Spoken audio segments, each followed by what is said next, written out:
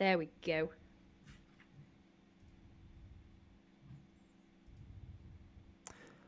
All right, hold on. I think we are live. I'm pretty sure we are live. And we are, let's see what's going on here. Yes, we are live. Welcome, everybody, to another episode of the Break the Rules stream. I am your host, Lev Polyakov. It is a great pleasure, as always, to be here with you, talking about one of my favorite subjects in the world, Atlantis. And when I say Atlantis, I mean not only the lost continent, but also the empire that may have existed way back when. I honestly have no idea whether it existed. I want to believe, damn it, that it did exist, because there's so many amazing things around it. And we have none other but the amazing Jahannah James to speak with us about Atlantis. Jahannah James is an actress known for Brotherhood, where you played Penny, Body of Water, Four Deaf Yorkshiremen, After Party. So you are a British actress, and I believe you have a very wonderful British accent as well. And before we start talking about Atlantis, also we got Gnostic Informant. Before we start talking about Atlantis, I want to find out a little bit about you, why you got into the whole Atlantis thing to begin with. And for all the people who are watching, subscribe, keep subscribing. Make sure you add a like. That helps the algorithm. And Jahannah, go for it. Okay, how did I get into it? Well, the pandemic, we were stuck inside for a very long time, and I had loads of time on my hands, and I found it really hard to focus. And one of the only things that I could focus on was ancient history. And like, I went down a YouTube rabbit hole. I found Jimmy from Bright Insight's YouTube page, and I found his Atlantis video, and that just kind of, I was hooked. And I reached out to Jimmy because I had an idea for a story to tell about it, and I was like, I've got to reach out to this dude. And he actually replied and was like, hey, do you want to he was like, I'm more than happy to talk to you through all of my research. I can send you all of my research to put into your screenplay. So I ended up like FaceTiming Jimmy for like 3 hours, and he just went through all his research with me. It was like really nice. I had no idea at this point I wanted to start a YouTube channel. It was only after I visited Egypt. I booked myself a ticket, and I joined a tour of Egypt on my own. I was the only Brit that was on the tour. And I met Ben from Uncharted X, and Jimmy was also there. And yeah, I started a channel. I got so much footage from Egypt, from on the ground and like in the pyramids. I just started making videos, and people started to watch them, and they're still here. So that was when I started finding. That was when I found your channel, when you did the Atlanta or Egypt videos. The Egypt vlogs, yeah. And the channel is Funny Old World, spelled like the old way, OLDE. Ye old, exactly. The old English. Funny Old World. Yeah, I named my channel because before it was just my name, but as I'm also an actress, and so I kind of use my name sometimes for things that aren't to do with ancient history. So I thought, hey, let's brand it over here and make a little family. Mm-hmm. So Funny Old World. Funny Old World indeed. So as far as Atlantis, I want to start out saying that the ancient dialogues of Plato talk about, in Timaeus and Critias, talk about Critias telling of his grandfather, also named Critias' story, which was told to him by his father Dropides, which was told to him by a relative and dear friend named Solon, who was the guy who laid the foundation for Athenian democracy in the first place, who was told it by an ancient Egyptian priest over at Sais. And it's a very interesting story talking about how Atlantis was founded by the gods. And this is something that I don't know how much we should take as fact versus mythology. Where exactly do we differentiate the two? And I just want to read a short passage, and then I would open it up to Jahannah and the Gnostic as well. So here we go.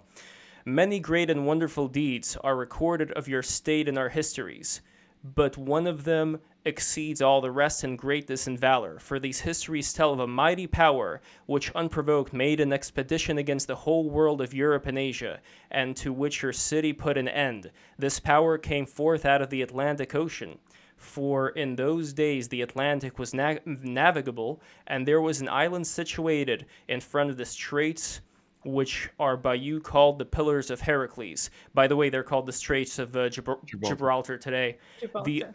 The island was larger than Libya and Asia put together, and was the way to other islands, and from these you might pass to the whole of the opposite continent, which surrounded the true ocean. For the sea, which is within the Straits of Hercules, is only a harbor having a narrow entrance, but other is a real sea, and the surrounding land may be most truly called a boundless continent. Now this island of Atlantis there was a great and wonderful empire, which had rule over the whole island and several others, and over parts of the continent, and furthermore, the men of Atlantis had subjugated parts of Libya within the columns of Heracles as far as Egypt, and of Europe as far as Tyrrhenia. I'm not really sure what that is. So anyway, that's just to get us started. Jahannah, what do you make of this? Is this just a legend? Is this based in reality, and how do we know? Well, I think that at the moment, looking at Randall Carlson's work, because originally I was brought to Atlantis via Jimmy from Bright Insight, so I thought maybe the Atlantis was in the Rikat structure in West Africa. Now I've changed my mind, and I believe Randall Carlson is correct in that Atlantis, like the main empire, was situated in the middle of the Atlantic Ocean, which is kind of what Plato says. So I'm going with Plato, and I'm going with Randall. And looking at the research Randall has brought to the table, which is not his research, he's just collated all the actual scientific evidence from other studies that have happened in the last like 50 years. There's nothing to say that it couldn't be possible, which is, I think it's quite big for people to hear that, because you think of Atlantis and you immediately think of like the Disney movie or a sci-fi or something that's like crazy woo-woo. But what Plato's actually saying is nothing really out of the ordinary. There was a civilization that lived. They were a big power. They had a military. They were seafaring. They had a society. But there's nothing in there that's particularly super sci-fi. I would take issue to that. Oh, really? Do you think that there? Because where in the so in the I will text tell does you it say there's exactly. anything? I will tell you exactly where. So the text, at least the ones the one that was given to us by Plato, describes how Poseidon fell in love with this maiden named Calatio, whose mother and father died, and they were situated at the place which then became the center of Atlantis. And Poseidon decided to copulate with her, creating the demigods, mixed blood of gods and humans. It's actually Hesiod's story that Plato's using.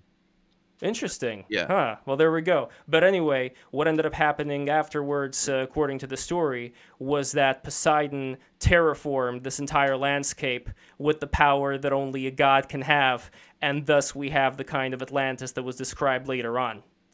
Yeah, well, Poseidon's the sea god, so that's like a esoteric way of saying that the sea, rose up. And back then you would say that's Poseidon. That's what they thought. When anything that happened in the sea, any storms, was Poseidon, that Poseidon's doing. Poseidon was the god of the sea. There was three major gods: Poseidon, Hades is the underworld, and then Zeus is the sky. Zeus.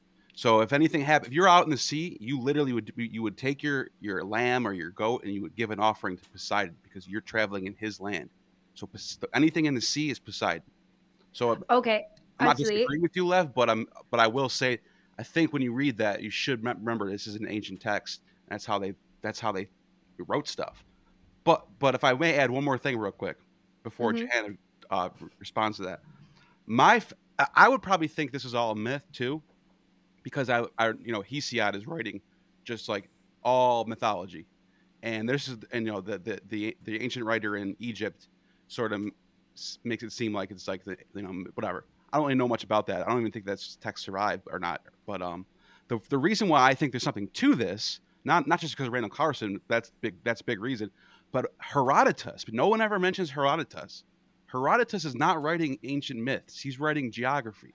He's the equivalent of like a PhD scholar today, just writing, okay, over here is the mountain of whatever. It's in the east. And he gets to this chapter, he's talking about Libya, and all of a sudden he goes, 10 days journey beyond the Straits of Gibraltar, past the Pillars of Hercules, there's a people called the Atlantis. And that's all he says. He doesn't say anything about Poseidon. He just says that they live there, and they live in salt huts because there's a lot of salt there, and they build their structures with salt bricks. That's all he says. Yes, but let's keep in mind what year this is taking place versus what year supposedly Atlantis existed. There could be, for example, an Atlantis before and then the Atlantis afterwards, with the people there being a shell of their former self. That's nothing really to write home about. Well, I was going to say that I think Herodotus is, I think there's like a little bit of both. Like Herodotus is writing about an ancient people who are gone. They died from a flood. I mean, there's actually archaeology in the Atlantic Ocean of like all these artifacts and like pyramids and shit down there. It's off the coast of Spain. Don't get me wrong. It's not in the middle of the Atlantic Ocean, but it does show that there was a civilization on the western coast of the Atlantic Ocean off Europe and Africa. So there was some civilization there. And then another thing I like to mention is, this is from Randall Carlson. This is a big deal because the Atlantic Ridge actually was exposed, I would say, before like 10,000 BC.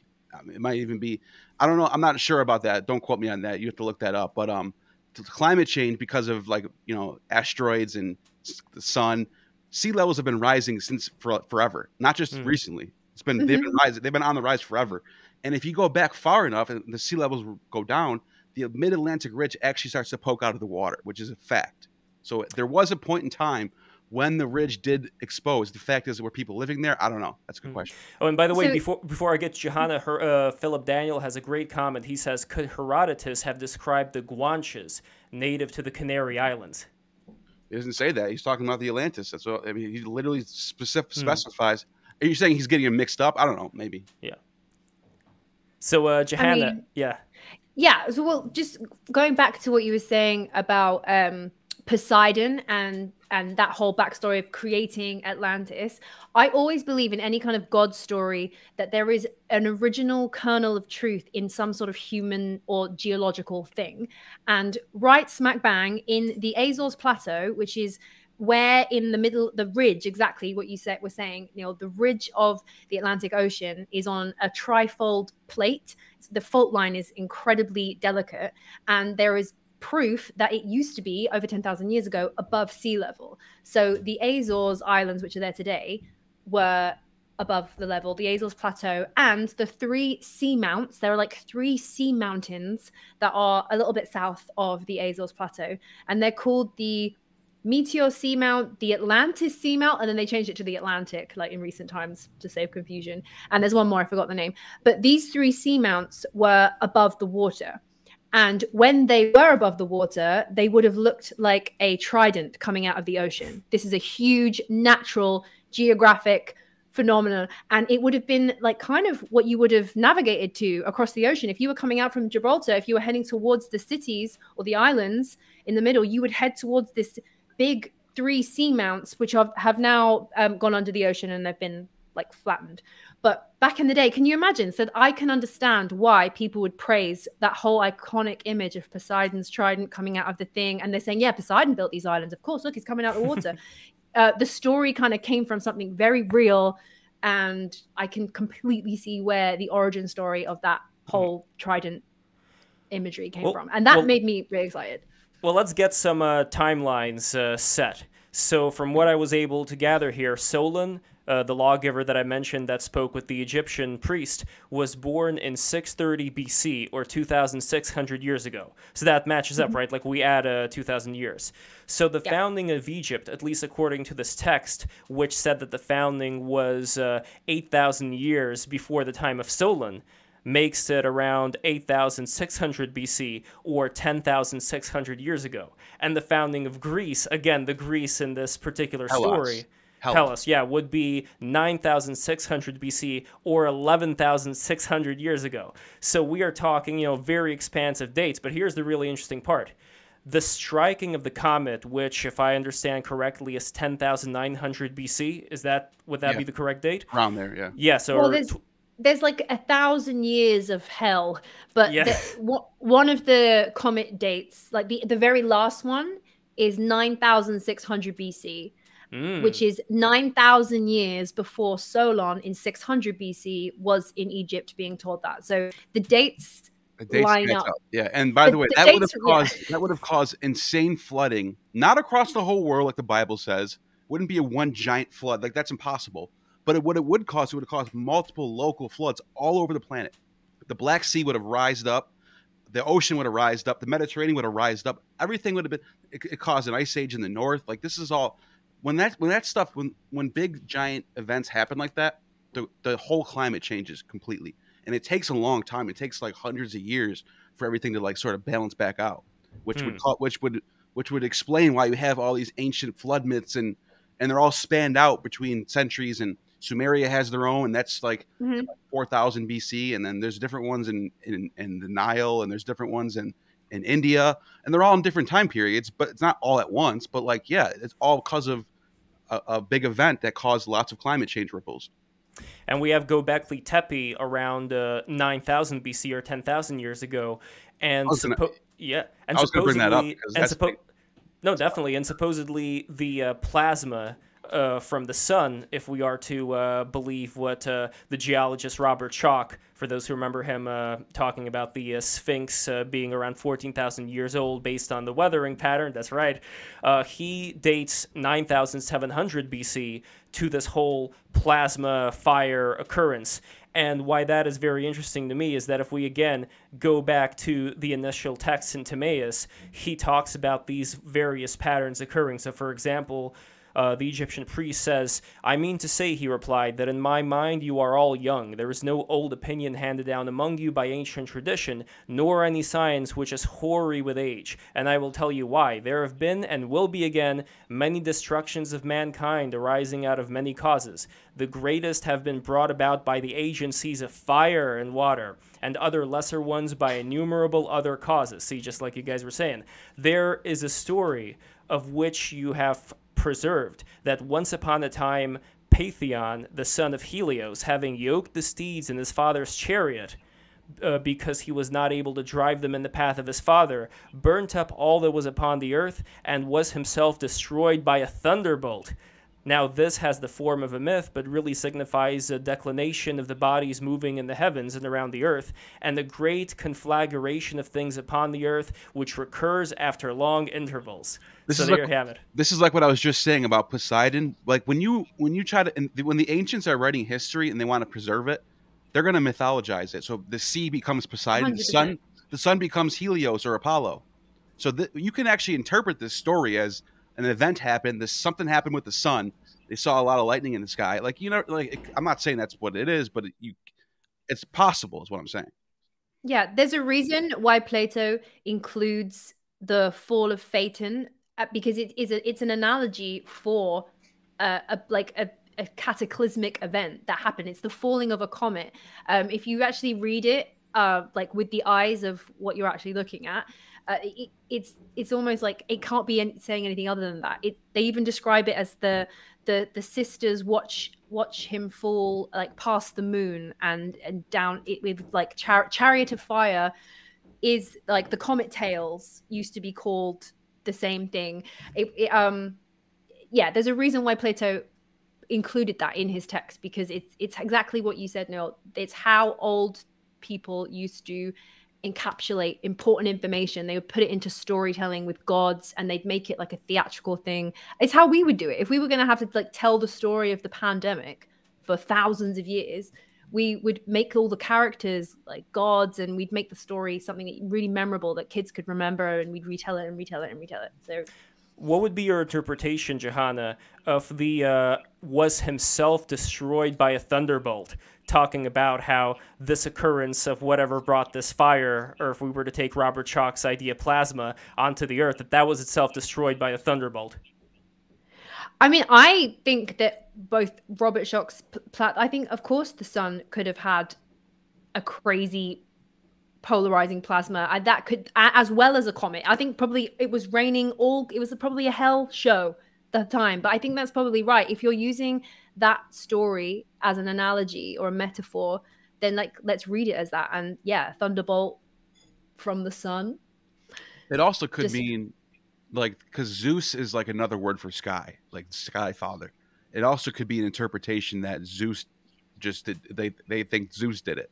There could be something simple like that, because Zeus is always the one who has the thunderbolt. I mean, I'm just guessing here. I'm speculating. Yeah, I mean, it makes sense that there's like Zeus, sky, thunderbolt, and then you've got Poseidon, trident coming out of the ocean, which was the mountain. Like, there's probably real physical things in nature that people were attributing to the gods, and that makes total sense. And I just thought about this too, because I like to bring up Herodotus when I talk about this, because Herodotus is not, he's being serious about this.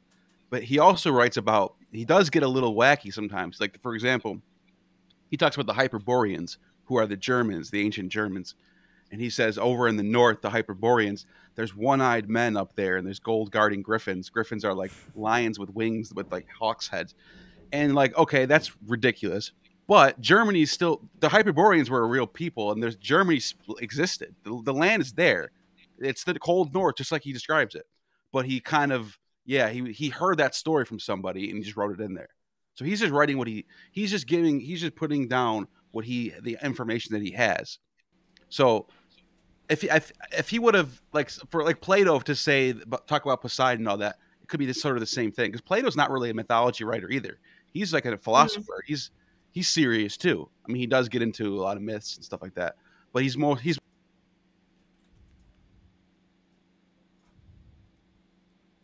Ooh, sorry about that, everybody. Hold on one second. It was so important because when people love each other, their society's better. They fight for each other. When an army invades them, they're more willing to fight for their families.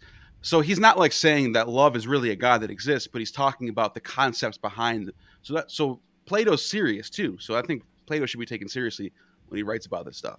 But yeah, and also the audience that he's trying to write this to, they want to hear about gods, and that's their language. And so I think a lot of Plato, I'm not one to say that every single thing that Plato wrote is like gospel fact. Right. I think that it's a lot of it was, I think, in my personal opinion, is that Plato had no idea the reality of the story that he'd come across, and the fact that it was all completely based in a real scientific event that happened in human history, and he was using it for his own reasons. And he was obviously like layering in all of the Greek stuff that was relevant to his audience. But I think even he didn't really understand the truth that was behind what Solon had discovered. And Solon wrote the Constitution for Athens. So this is a genius. Like, he's one of the 7 sages of ancient Greece. He's one of the greatest minds of all time. He's they call him the lawgiver, like Moses. But he puts down the idea for democracy, constitutional republics. This was a brilliant thinker who's not just going to we should take him seriously.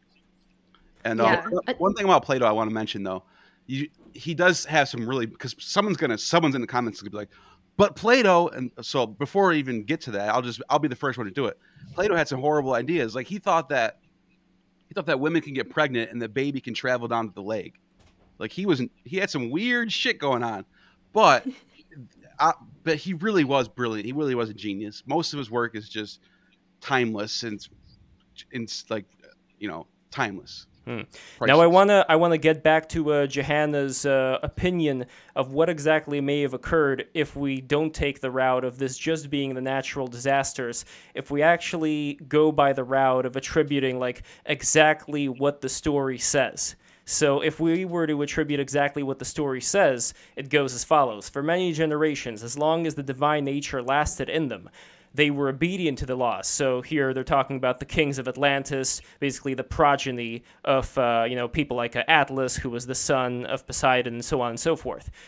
So they were obedient to the laws, well-affection towards the god whose seed they were, for they possessed true and in every way great spirits, uniting gentleness with wisdom in the various chances of life, and in their intercourse with one another. They despised everything but virtue, caring little for their present state of life, and thinking lightly of the possession of gold and other property, which seemed only a burden to them. Neither were they intoxicated by luxury, nor did wealth deprive them of their self-control, but they were sober and saw clearly that all these goods are increased by virtue and friendship with one another, whereas too great regard and respect for them, they are lost in friendship with them. By such reflections, and by the continuance in them of a divine nature, the qualities which we have ascribed grew and increased among them. But when the divine portion began to fade away, and became diluted too often and too much with the mortal admixture, the human nature got the upper hand. They then, being unable to bear their fortune, behaved unseemly, and to him who had an eye to see, grew visibly debased. For they were losing their fairest of their precious gifts. But to those who had no eye to see the true happiness, they appeared glorious and blessed at the very time when they were full of avarice and unrighteous power. So, Jahannah, what do you make of that? Oh, the fall of humanity. I mean, that's not a new story. That idea is replicated in so many ancient cultures, that there were these godly ones who were pure, the Nephilim, they were big, and then they kind of interbred with us lowly humans, and eventually humanity took over. Again, I think that side of the story, what Plato's talking about, is he's talking to his audience because he's using his dialogue to talk about humanity and about the ideal state and that kind of thing. So that, I don't know how much of that he took from the Egyptian side of it, because when the Egyptians are talking about relaying the information about Atlantis, I mean, we don't know whether he got that from the Egyptians or whether Plato's like adding that in. But I mean, I think it's more like that's like the legend and the lore of Atlantis, that they were, I mean, whoever were the original Atlantis foundation layers, I mean, they were geniuses. It says that in the Egyptian tradition, it says that the island that fell into the sea, where the Egyptian people originated from, they don't call it Atlantis, they just call it the island. They say that that's where they got the pyramid and the obelisk shape from, like the building structure. So they knew the pyramid builders were essentially from this like pre-time. That is the custom that the Egyptians stick to. And by the way, the archaeology under the water off the coast of Spain and off the coast of Africa, pyramids, just like you see in Egypt. So I'm not saying... And even in Cuba, like there are underwater places where I think if we could only drain the ocean, we could see. But I found that really, really interesting. That's what a tour guide told me in Egypt, because I went to the Edfu temple, because it's the only place where, unfortunately, the temple of Sais is now fallen into the sea. So we can't even cross-reference what Plato or Solon was saying. If it was only there, then we could, and then everyone would shut up, because I do believe it's there. But because that's where Sais was, where they kept all of their archives of their like sacred registers. And yeah, I think that if we could go there, but we can't, we can only go to Edfu. And Edfu, they have apparently that Thoth, who came from Atlantis or the Atlantean Empire before, and he came and he wrote everything down, and it's on the temple of Edfu. But they don't say the name Atlantis. Again, I think that's a Greek name that was added to the story around Plato Solon's time. I don't think that was the original name for what that island was. But I found it amazing that that's what the story is that the shape of the pyramids and the obelisk and all of that building knowledge came from that place. So obviously they were clever and could be perceived as gods. When I see ancient cultures and they say they call people gods or aliens or the ones that, I always think they're just cleverer people than you, and you see them as a god. Like people would see a celebrity and be like, oh, it's a god. Well, how do you define cleverness? So I would say like advanced knowledge of agriculture, stars, mathematics, like things that are that you would more than like civilized information, I guess. Well, with civilized information, let's keep in mind what was written here about the life of these kings. They were well affectioned towards the gods, whose seeds they were. They possessed true and in every way great spirits, uniting gentleness with wisdom in the various chances of life. So when I hear something like this, I also think of spiritual development. I think of people that were able to ascend higher up the chain as far as their perception of reality goes. And for example, today you have various gurus, various people that you could call enlightened beings. In the past, you've had people like the Buddha, for example, or Jesus Christ, or people of that nature that you could look at and say, like, yeah, this is like an advanced being. So my question to you is, how much do you attribute certain things that you would find in mystery schools, that you would find in certain tantric texts, for example, talking about the transmutation of one's sexual energy into a higher state? How much would you equate that with also being in the state of a god? I mean, exactly that. I think that people back then, we see technology and advanced technology as mechanical things, like engineered things, because that's the kind of, we've branched off as humans in this cycle of civilization. And we find things like machines really impressive, like, wow, iPhones, this. I can order something to do. A machine can do something that I tell it to with just my voice. I think 10,000 years ago, I think human technology had branched off in a different direction and was way more in tune with nature and energies and quantum physics in a way that I think we've kind of lost. We're not as in tune with. And so, yeah, people who perhaps were very in tune with frequencies, all over the ancient world, the reoccurring theme is frequencies. Like it's frequencies, mathematics, energies. It's all over ancient Egypt. The walls are just covered with how to activate a building with energy. And we're like, activate a building? Like, we don't understand the technology because it's not how we've developed. But I can imagine 10,000 years ago, 20,000 years ago, humans were going along a different path, and they could probably interact with the world in a way that we would see as high technology. How did you move a stone that weighs this much? How did you manipulate this element of the world that we can't do anymore? And you get into like a little bit of a woo-woo territory, but I think that the gods of the old times were probably humans that were just super connected, and they could probably do incredible feats. They could understand engineering problems in ways that we can't now. And yeah, I see it like different. They're just differently advanced to us. So they were advanced, but just differently. And yeah, I think they would become godlike. Imagine going to the into the Amazon rainforest right now and bringing an Apple Watch and trying to like show it off and explain it, and you would just seem like an utter god.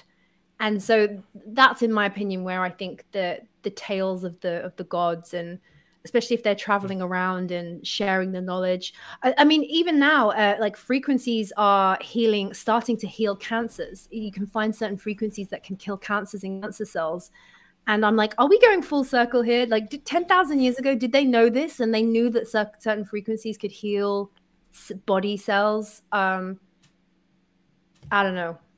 Well, we're all vibration, man. No, I know exactly what you're talking about, Jahannah. And with the iPhone example, I don't think that it's as good of an example, because you wouldn't really be able to know how to build an iPhone. It's something that was constructed out of so many different pieces of information. But as far as, let's say, the technology to be able to, and again, there are certain people out there like Rupert Sheldrake who think that this does exist, and there are experiments to prove it does. If we're talking about telepathy, for example, if we're talking about the ability to find out certain things without necessarily having to go somewhere, if there is an inner internet that would have existed back then that people would have had access to, then that would have made them more, I'd say, godlike. But what's interesting about that is that you have people like Rudolph Steiner, for example, who also talk about Atlantis. For those who don't know, Rudolph Steiner, he was in Theosophy, then he started his own group, and his whole idea was that human beings in general started from a divine source. And maybe we could say that these human beings are not even just limited to the planet Earth. So when people talk about like, oh, aliens landed here and they seeded the planet, it's like, maybe, but what do you call an alien? And like, why wouldn't aliens look like us? Maybe in a more spectral kind of like ethereal form. But anyway, Rudolph Steiner's point was that in the ancient Atlantean times, people thought in terms of pictures. They thought in terms of images. But then as soon as they started thinking, I guess, in a more rational way, in a more, let's say, I don't know if it's abstract, I don't know what the right word here, but his conclusion was that when people's minds started to change, it's almost like they started to discover a potential to do a lot of harm to people if they wanted to. Then maybe that's talking about biting the apple of good and evil, I'm not sure. I mean, there are ways we could tie this to the Bible, can't we? What do you think? I mean, humans have just always been, I don't think there's ever been like a perfect human state. I think humans are by default just idiots. And I think that we love to talk about you know, the goodies and the baddies. Even when we watch a movie right now, what is it? We're following goodies, beating baddies. We're kind of obsessed with this good and bad, but everyone's a bit good and bad. And yeah, I don't know about if there was this like previous good, perfect society. And Plato's is a weird one, because they talk about Atlantis being the goodies, then they turn into the baddies, and then the Athenians are the goodies. Yes. But in the end of it, everybody dies. So Everybody it's a really dies. rubbish, it's a really like weird story. If you're going to do the proper story and be like, it would follow the line of they were good and then they turned evil, but then the Athenians beat the baddies and like hurrah. And like that's not what he says. He says, well, they were kind of good and then they turned bad, and then the Athenians, and then everybody just died because of a cataclysm. I can give you an explanation for that. If I were the gods, the reasons why I would do such a thing is I would say that the Athenians, even though they're good right now, they've already seen what some of these other people could do. Maybe some of them are thinking, maybe it's not a bad idea for me to start creating this empire. You know, like once I end up conquering Atlantis, you know, maybe I'm going to keep doing what they do. So in a way, I think that if there was some great reset at that time, it was for the purpose of just making sure that for a certain amount of time, these demigods would not be able to function as they did. They would not be able to have the strength to. Hey, Lev, I put some of those images of the underwater stuff in the private chat. Oh, nice. Yeah, I'm going to take a look at them. But I don't know. It is an interesting thing to think about, whether there is this karmic justice as opposed to just this arbitrary justice of some fragment from outer space hitting us no matter what we do. Or there is that whole idea of the Tower of Babel, for example, where for a certain period of time, humans were able to unite and create this great empire, and then God just had to come down, confuse everybody's language, and we had to start from scratch. Almost like, yeah, exactly. Well, almost like the closer we get to the gods, the more of a threat the gods feel from us. And the question is, if we assume this to be real, which again, it could all just be fiction, but if we do assume it to be real, are the gods justified in them being afraid of these stupid half-god, half-humans ruining it for everybody, not being orderly, just being greedy, conquering everything that they see? Just going back, you said you think that originally people saw in pictures, and then you think when that changed. Where do you get that from? So that was from Rudolph Steiner. Right, okay. Just because, interestingly, the one thing that I've noticed, if I was going to take a stab at Atlantean ornaments and like buildings and everything, it's all clean cut. It's all like weirdly decoration free, writing free. It's all, everything that could possibly be from an older civilization is all completely minimal and minimalist. And I was just interested to think that, okay, well, what if from the time before, like maybe they didn't actually have writing? That wasn't, maybe they didn't need writing. Maybe their communication was different and they didn't need writing, because it was only like in the later civilizations that we see things. And the same in India, the old stuff like the Barbar caves, it's all minimal, and there's no inscriptions. All of the statues in Egypt that could possibly be from earlier times, it's all super minimal. And so it was just weird that you said that, because I was like, they see in pictures, and I was like, well, maybe they didn't write, because it kind of looks like that from the artifacts that we find. There's no inscriptions, there's no writing. I have a feeling that Atlantis didn't have any writing, or if they did, they didn't put it anywhere. Like they didn't write it into things. And the Greeks too have the ancient script known as linear A and B. So their oldest writing you get, it looks almost eerily similar to Egyptian. They even have like one of the symbols for because this is like, what do you call it? So they're hieroglyphics basically, and one of the symbols is literally the Ankh, and this is in Greece. They're using these symbols before 800 BC. I want to say like right around there. That's what they were writing with. So they were writing in images even in Greece, not just Egypt, or you know what I mean? Well, yeah. And also, like, why haven't we found any kind of symbolist from this time? Like, why have we? Because we can find almost every language from every civilization. We can find their writing, and we can find the origins of writing, which kind of come really early in the Middle East. But I'm like, well, maybe that's the reason why we haven't found the writings of the Atlanteans because maybe they didn't write, and not in the way that we would think that. Well, but what about the ancient Greeks and ancient Egypt? If we're specifically, well, let's say just stick to ancient Egypt for now. If we're talking about the period around Nakada 3, so that's 3200 to 3000 BC. So we're not really finding anything there that would talk about like these Atlantean survivors coming to Egypt and reestablishing civilization. It seems that whatever we find around this period is still pretty primitive, but then we do all of a sudden have these hieroglyphics and things appearing in Mesopotamia and Egypt at around the same time. So what do you make of what exactly is going on there? What is going on here? I think we're speaking with when I went to Egypt, I was given a tour by a guy called Youssef Aryan, and he is the son of one of the ancient wisdom keepers of Egypt. So there's the Cometian people, are like the indigenous tribe of Egypt, because Egypt now is like super multicultural, and years later it had like a huge Arab influx. So modern Egypt isn't quite the same as ancient Egypt, but Cometian Egypt is the closest you're going to get to like the start of it.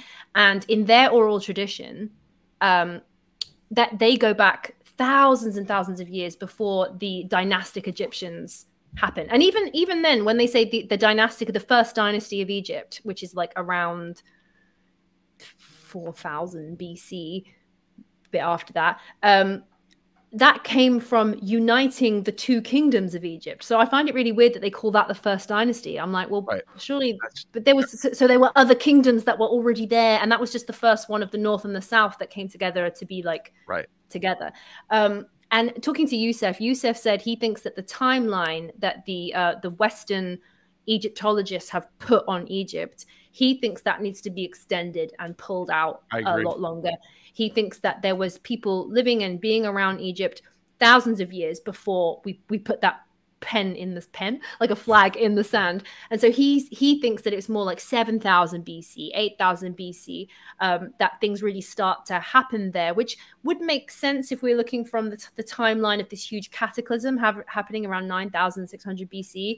And there's like the fallout of that is like for 1000 years, 2000 years, people are kind of getting themselves back together. They've just lost everything. They've lost all the structure. And then suddenly it starts to kind of come back. And that makes way more sense, because he said there are certain things in Egypt that we just need to pull the timeline back a lot more. Like they even, the date of the pyramid, last year, they found a piece of wood inside the wall of the pyramid, and they carbon dated it, and it was up to 800 years older than the date that they had currently for the pyramid, which puts it completely not in Khufu's reign. What would be the date approximately? Like how many years ago? For the Great Pyramid. So for the piece of wood. So the piece of wood, it was up to 800 years before. Oh my gosh, I'm going backwards on the numbers. So that would put the Great Pyramids in like the 3000 BCs, not the 2000. They think it's like 2500. 2600. Yeah. Yeah, it would put it more again, like nearly 1000 years the other way. And that's just the piece of wood. Yeah, you know what? You made a good point. Is like Narmer, supposedly the first pharaoh.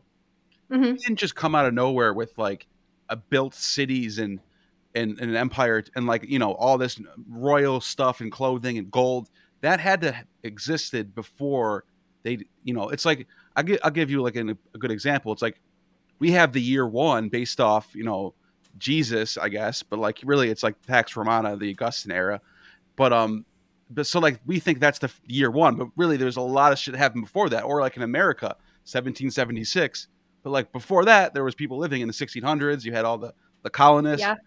Well, Egypt is the same way. Egypt, they had their first united kingdom on Narmer, but before that there was city states. So Heliopolis was its own entity. It had its own king.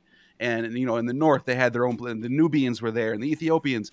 And then when trade got better, when travel got better, that's when you see the first dynasty, because now you have like better roads, better buildings. But this didn't just happen in one day. This takes thousands of years.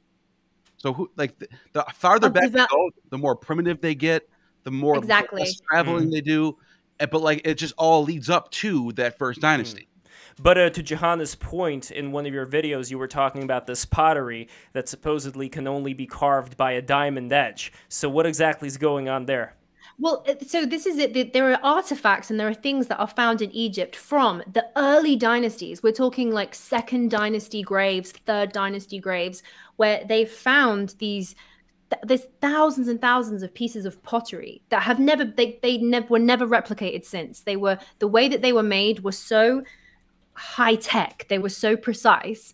And then the Egyptian pottery from later dynasties never got close to what this was like. And it's the same, the earlier stuff from this very first dynasty and the first 4 dynasties, I'd say, of Egypt, this is where we find the stuff that's crazy, like high tech. And then never again was it ever, after thousands of years of Egyptian dynasties, they didn't evolve it, they didn't make it bigger, they didn't make it better, they didn't make it more precise. It got worse. The statues at the end of the dynasty are nothing like the statues that you find from the early dynasty, which makes me think that they were not made then, that they were the remnants of the old civilization, and they were restarting civilization with these relics, with these like treasured ancestor pieces, and they were trying to replicate them.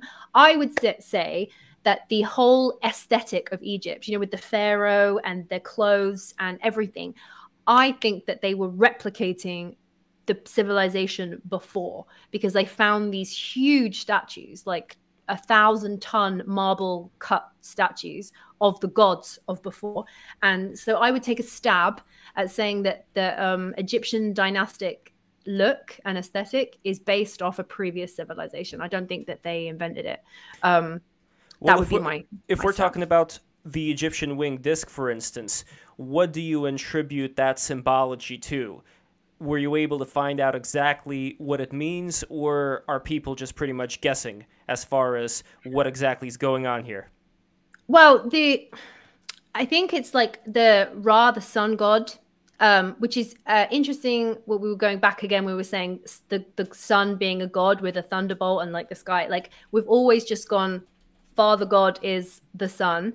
I can see that. What's also interesting, when I said that these ancient buildings and the ancient things have no writing or inscriptions, actually that's not correct. There is one inscription or shape that you can see was on the original.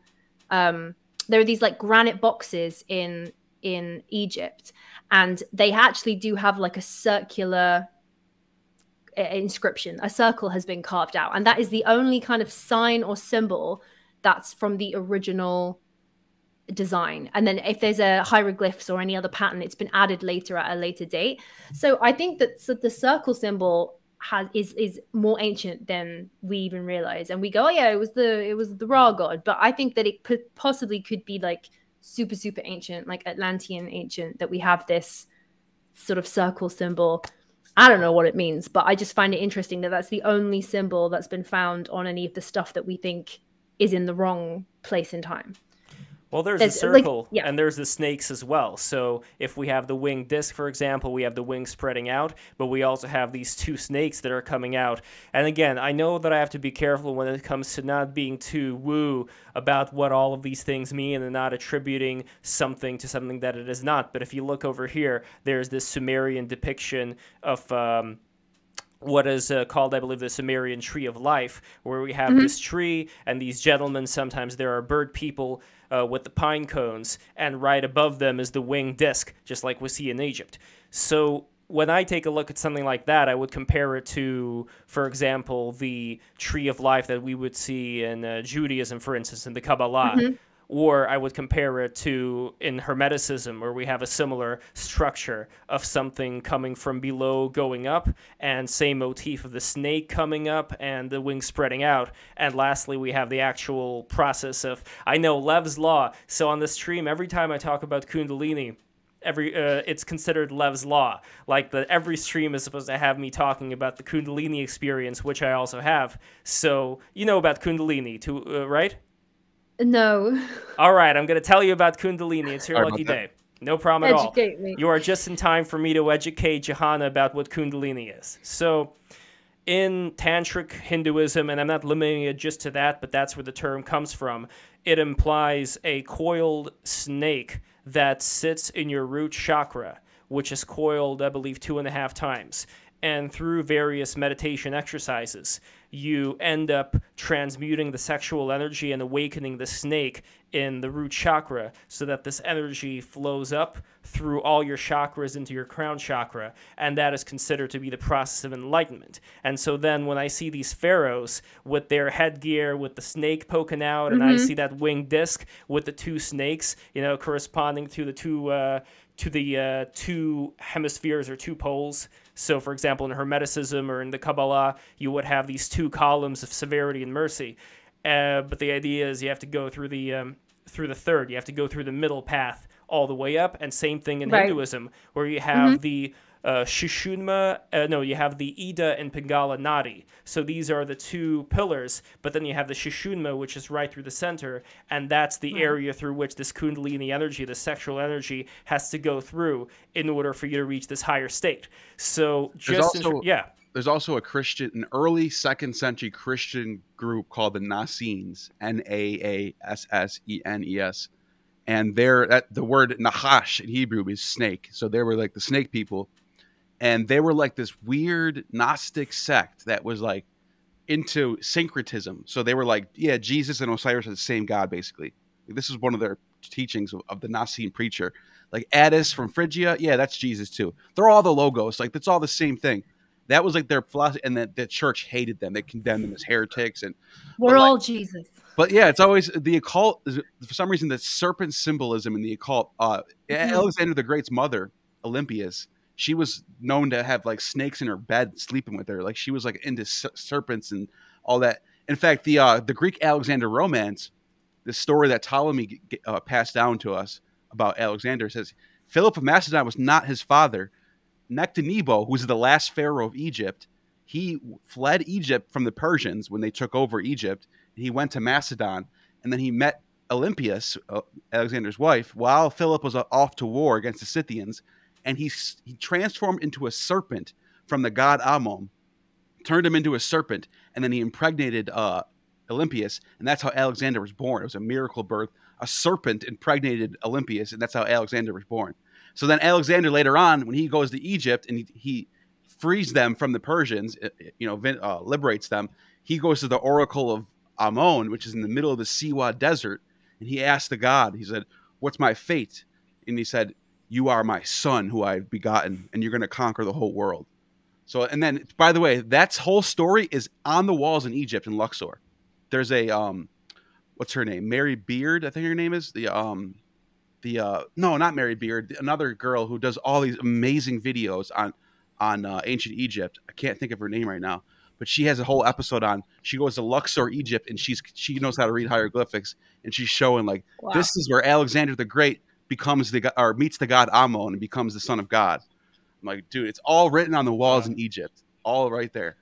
But Jahannah, yeah, go on. I'm saying it's no wonder that the Christian church turned the snake into like the worst, the enemy. Because I imagine they do that. They turn the most powerful things like women and snakes and things that are actually like good. If the ancient symbol for snake was like knowledge, empowerment, and then they turned it into the bad guy, stay away from snakes. Right. I can completely understand that happening. But Moses, what does he do? He's in the desert, and they're all dying of snake bites. So what does Moses do? He takes a serpent, he puts it around a stick, and he holds it up. He says, "Anyone who looks at this will be healed." So there, and then there's the famous phrase from John in the New Testament where he says, "Just as Moses lifted up the serpent, the Son of Man should be lifted up." So there is an element that they are giving a nod to this serpent magic, basically. Well, it's a double-edged sword. I mean, one other way to think about this is you have this process of achieving knowledge, but the question is, what do you do with the knowledge? So going back to why the gods may have been afraid of the humans, or rather demigods, doing bad things with it, is because they may have done exactly that. If people possess this kind of energy and they used it to enslave other people, as was talked about in this ancient text, then if you were the gods, what would be your responsibility there? You're not going to put up with that shit. You're going to have to nip that in the bud. Yeah. Asclepius was the healer god in the ancient Greek and Roman times, and he literally is depicted as holding a rod with a serpent around it, and that symbol to this day is the symbol for medical. The serpent around the staff is the rod of Asclepius. That is the same symbol. International medical, yeah. The ancient Greeks had the same symbol that we have today. But Jahannah, what do you exactly make of this transformation that I was talking about? Do you buy it? Do you think it's just the mind that's playing tricks on all of us who partake in these kind of practices? I think it's real. Like, so the when I was down in Saqqara in Egypt, there's like these man-made tunnels that go under the desert, and in there are these incredibly precision cut granite boxes. They're huge. They're like over 6 foot tall, 10 foot deep. Anyway, the guy, the manager of the area, I was just talking to him, and he said one of the best things to do is to lie in one of these boxes because the resonance is insane. And he says, he goes, I can hit all my chakras like perfectly when I'm in the box. And he goes, I love the energy under here is like really good. So I think so. I think this is where I think that the ancients had abilities to access real things that are in our world. And I think our human bodies are way more powerful, and we can access things. And it gets all like, oh, you're a hippie, but I think that there's actual like science behind it, and we're gonna come full circle, and we're gonna discover that, and like exactly why chakras are real and meditation is real, and how cells react. Thought is powerful. We're sort of starting to get into it with the placebo effect, and about how powerful thought can be. And if you really believe and think something to an existence, there's like studies starting to happen on the power of prayer, because when you have a huge group of people collectively thinking about something, and we can like, energy doesn't disappear. We're just forcing it in all the different places. Exactly. So I am starting to, maybe a few years ago, I probably would have been like, meh. But now I think that it's all connected in ways that we don't understand. I think that sacred geometry and shapes also have an impact that we don't understand. A bit like Wi-Fi, like we can't see or sense Wi-Fi, but it's going on and it's interacting. I think the same with sacred geometry. The shape of things interact with the energy of things, and you could even see it in us. I think we can see it in human beings. I mean, you could see it in cats, you could see it in dogs, all kinds of animals, but specifically with human beings, something I noticed is that the distance from the chin to the nose is equal, give or take, from the nose to the eyebrow ridge, from the eyebrow ridge to where the hair starts growing. And I have so far not found any animal that has that particular quality. So there is something very interesting to the human form, where when it is said that we are made in the image of God, it doesn't mean that we are gods ourselves, but what it means is that there are certain sacred geometrical things that we can see in the human form that, at least to me, gives the idea that there's something more going on, that this is not just an accident. Have you heard have you heard of a man named Edgar Casey? Yes.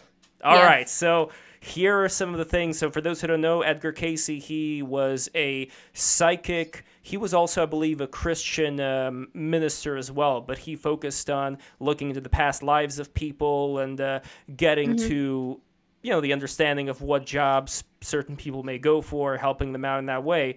But through all these records that he was able to accumulate of these past lives, he accumulated a certain history of Atlantis. Now, I haven't read the full thing, so I would love for you to enlighten me as well on what exactly Edgar attributed to some of these Atlantean things, if you recall. But here is one thing that he wrote. So, man has existed in the earth for at least, 10 million years. Atlantis was one of the places where man as such developed.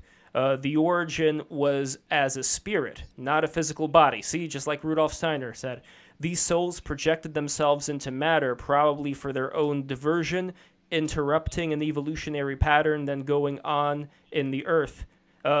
Through the use of his creative powers for selfish purposes, man became entangled in matter or materiality to such an extent that he nearly forgot his divine origin in nature. a long time ago, a very long time ago, man attained great technological progress equal to, if not surpassing, that existing today.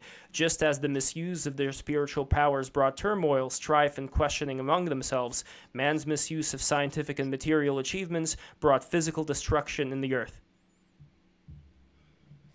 Well, I mean, I'm not sure about the 10 million years, but however, we keep pushing the dates back of human origins. Like even just in last year, it jumped from humans being around 200,000 years old, like correct by modern humans, and then they pushed it back to 300,000. And like, I mean, I think in the next few years they're going to keep pushing it back and back and back and back, and like we are going to keep getting older. Why is 10 million too much? I mean, it seems like a lot from now because we're used to being told that humans are only existed in this little pocket. I mean, weirdly, I get a lot of people emailing me for all sorts of reasons, but I did get this one guy, and he was like, "I used to live in Atlantis, and you probably won't believe me, but I'm going to just draw everything for you, and I'm going to tell you about it." And he said that there were people living in Atlantis 2 million years ago. That was for his story. And he gave me some lovely little drawings and he said Plato did get it correct about the circular thing. Although he said that there was writing that looked kind of similar to what would be modern day Chinese. And I was like, really? Are you sure on the writing? Because my theory is that there wasn't any writing. But yeah, like, I mean, so, okay. So he said 2 million. I don't know about the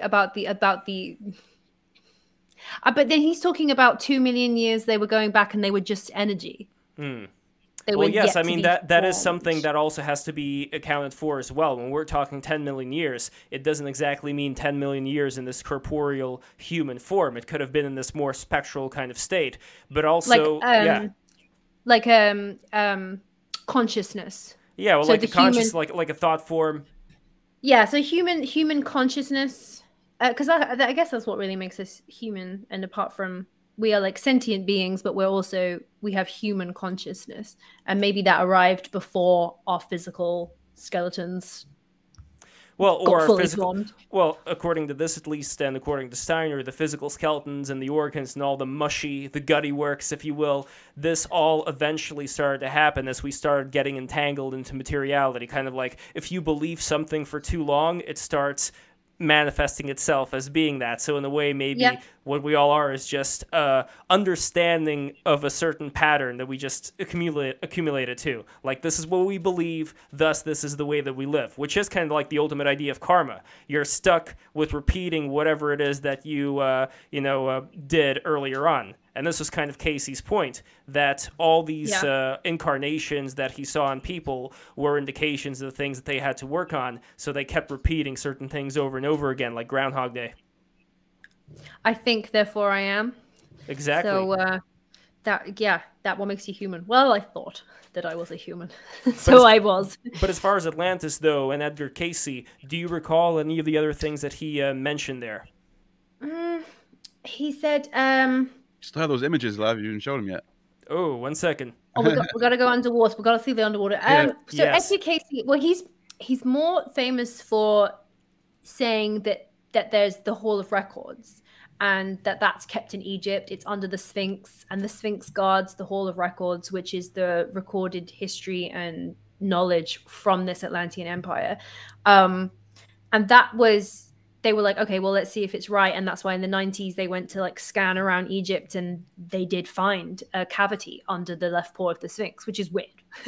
But then obviously the Egyptian government have never let anybody go any further than that, which is annoying considering they got the scan saying that there was a cavity exactly where Edgar Casey was. So that's exciting because, you know, one of the things that Edgar Casey said, they've kind of found a bit of a proof of, is everything that Edgar Casey. I don't know. I can't think off the top of my head like what else he was saying about Atlantis apart from the Hall of Records thing. Well, now let's move on to the images here. I know that Neil is very excited to show us these. So over here we have this underwater thing. Oh yeah, by the way, there's a location. Yes. One of these images is the location where all this stuff is. It's off the coast of Spain. It's not like in the middle of the Atlantic Ocean, but at least it shows you that there was people living that far out. You know what I mean? Oh yeah, I mean, yeah. There was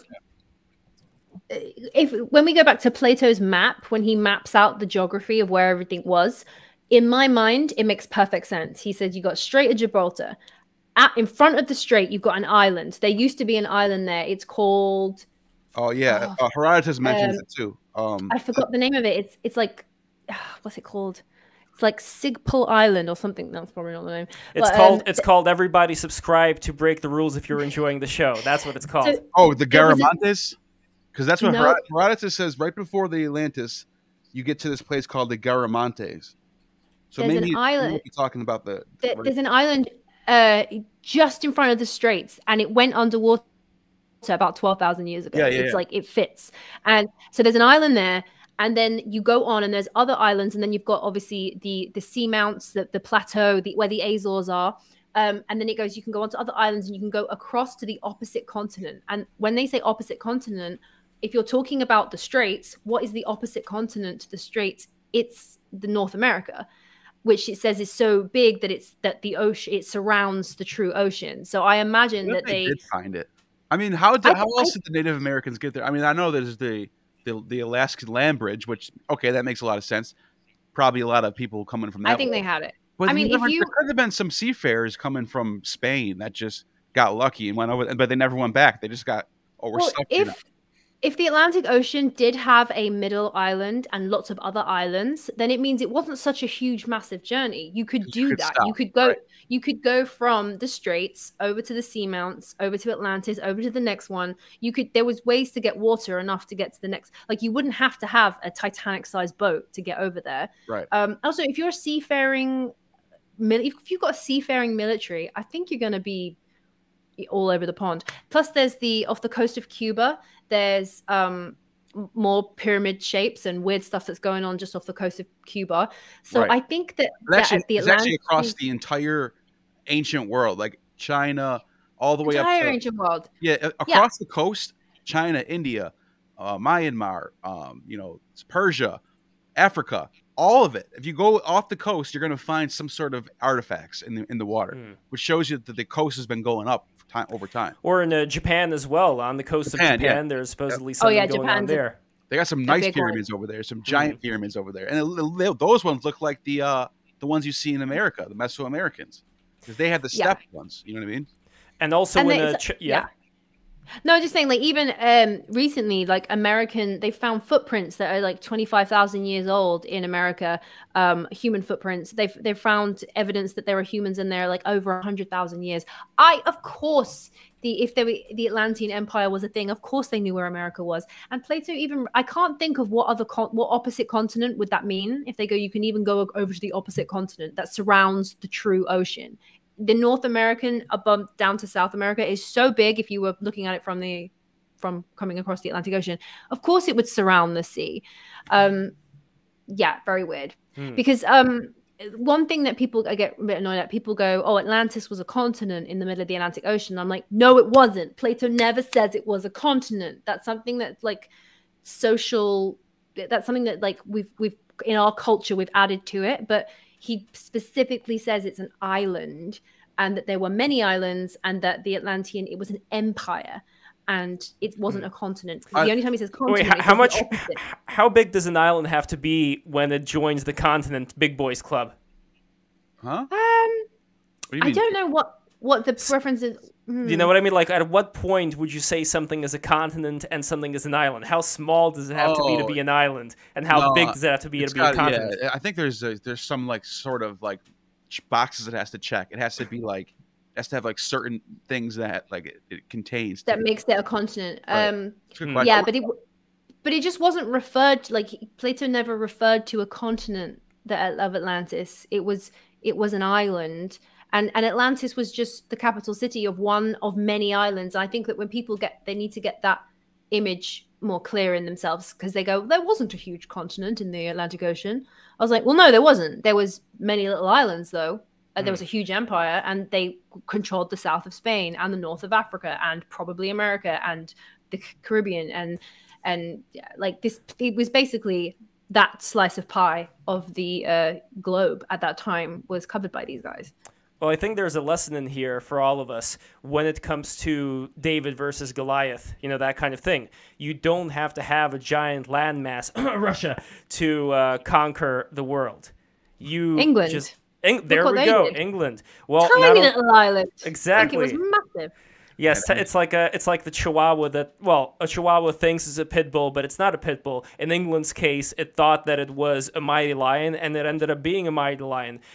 Or we could even go back to, let's say, what was the land area with the bulls, the dancing of the bulls? King Minos was there. Yeah, the Mycenaean Empire, they had the Minotaur. Yes, exactly. Yeah. So that was also an example of, or the Phoenicians, which was a coastal region at around the area of, above Israel. That was also considered to be a mighty empire. They ended up going into Italy. They ended up going into Greece. Carthage, yes, exactly. Carthage. But the Phoenicians are interesting because they show you that that location was where all the fleets were. So if the Persians conquered Phoenicia, they became Persian fleets. When Alexander the Great conquered Phoenicia, they still were the same fleets, but now they're just working for the Hellas now. So like these people were traveling all over the place. They had the best ships, and they're the ones who created the alphabet, which gave us a whole like world trading system because they're all using the same alphabet now. But the Phoenicians, they traveled everywhere. Some people think they even went as far as Britain. Well, supposedly for mining of the tin. So they were getting your tin, Jahannah. What do you think about that? They were getting the what, sorry? Your tin. My tin? Yes. Oh, isn't that what Britain means? Isn't it like the land of the tin or something? Oh, I've never heard that. Britain. I'll look it up. What is Britain? Interesting. There we go. But the idea again is that you have these tiny places where a bunch of smart people, work together to do amazing things. And in a way, I think it is because of this concentration. When you have a concentration of people together, there's no time to fool around. There's no time to relax. You got to act. And they ended up acting and creating all these things, but they got punished for their hubris regardless. Also, if you have an empire there was 10 kingdoms of Atlantis with 10 kings ruling like all simultaneously. So you would have allies. Like there was like a NATO of the day. Do you know what I mean? Like if you had beef with one Atlantean town, you'd have beef with all of them. So they had a system, and the system was working until nature decided to call it a day and ended everybody. And the system, I think it was a similar one to how they work in the Italian mafia, where as a king, you are not allowed to murder or to do anything bad to any of your kin. Now, I don't know if that applies to the, to the lesser, to the commoners, but at least among the kings, there was this idea that if somebody were to be punished, it would have to be decided by all the other kings, whether or not this person was going to be punished or not. And they also did this sacrifice, again, this is all according to Plato, where they had to capture a bull, but they had to capture this bull without using any weaponry. They just used a stick and just like a lasso or something. And they captured the bull, they took the bull up to the pillar, they the bull, they had to, slice the bull's neck, the poor bull, right? And then the blood of the bull was used to appease the gods, where they took some wine into these golden receptacles, and they poured out the libations for their god. And afterwards, they sat down next to a campfire. They wore these azure-colored robes, and they just hung out, relaxed, and then they talked about what their next decrees were going to be. So that's how they worked it, and that's the way that they kept in connection. Yeah, we get the violence out the way, chaps, and then we can get down to business. Imagine if that's how they did Parliament today. Oh, yeah, well, we're just missing the bull, right? Yes. No, we need the bull. But I don't know, when it comes to these various ancient civilizations and their customs, then their technology, how far do you think we are in terms of the mindset? Even though we don't have the sacrifices, do you go with the Edgar Casey idea that these reincarnations that keep occurring are there for a reason, and the mindset is still there, this mindset of wanting to conquer, or this mindset of wanting to bestow greatness upon people. And the specific thing that he mentioned, by the way, is that, and I think this was around the 1940s, but it may still apply now, he mentioned that the reincarnation of people are specifically at a high point from the point of Atlantis today, especially in the United States, because you're going to get a lot of extremists. Extremists, I don't mean just bad, I mean like both good and bad. You're going to get people who want to do great things and who want to do horrible things. Yo, the name of Britain is crazy. You want to hear this real quick? Yeah, go on. Pretanike, Pretanike, it transformed over time into Britain. But that's when the Romans first called it that, because it means painted people. But Nike is the god of victory. So the painted they were painted blue. Victory over the painted people. So that's what they call it. That's great. That's nice. Well, there we are. The paint. Well, I do love a bit of paint. Just to say about the so my grandma, she's quite a spiritual like a crystal person. Anyway, she's very, very old now, but she told me this story recently. She was like, funny that you're talking about Atlantis, because when I was a young girl, I went to my friend took me to a talk that was happening in Birmingham city centre in England. And I went to the talk, I excused myself from the talk, and I got lost. I was trying to find the toilet, and this lovely lady found me, and she said, oh, you're lost. I'll take you back to the main part of the building. And as we were walking, the lady just said to me, you'll never do it, And my grandma was like, what? Do what? I didn't say anything. She was like, you'll never learn to swim. And my grandma was like, because she has a huge phobia of swimming and she never did learn to swim.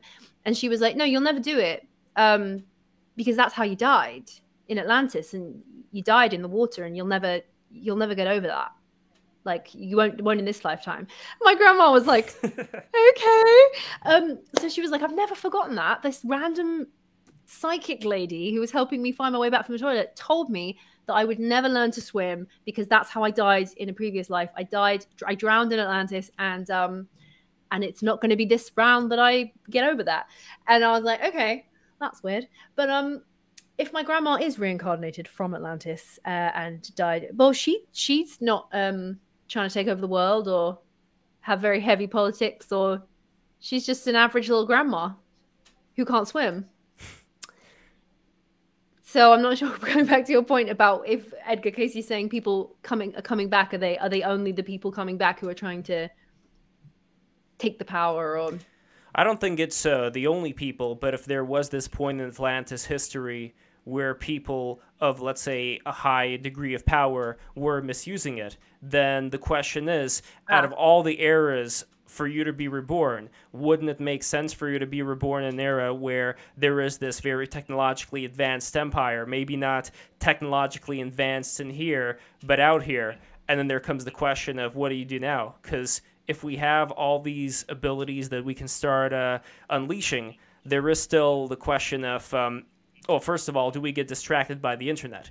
Because in a way, what the Atlanteans had, if they had it again, was this ability to telecommunicate without the use of technology, read minds, be in this inner internet. But now, since we have all of this, real information in front of us, but not in our heads, it does, in a way, I think, denigrate our own power, because you don't need to use your mind in order to search for things, in order to remember things. I mean, this was something that was a big complaint, way back in ancient Greece, where there was this fear of losing your memory when you start writing books down, for instance. There was a fear of not having as advanced of an operating system in your head.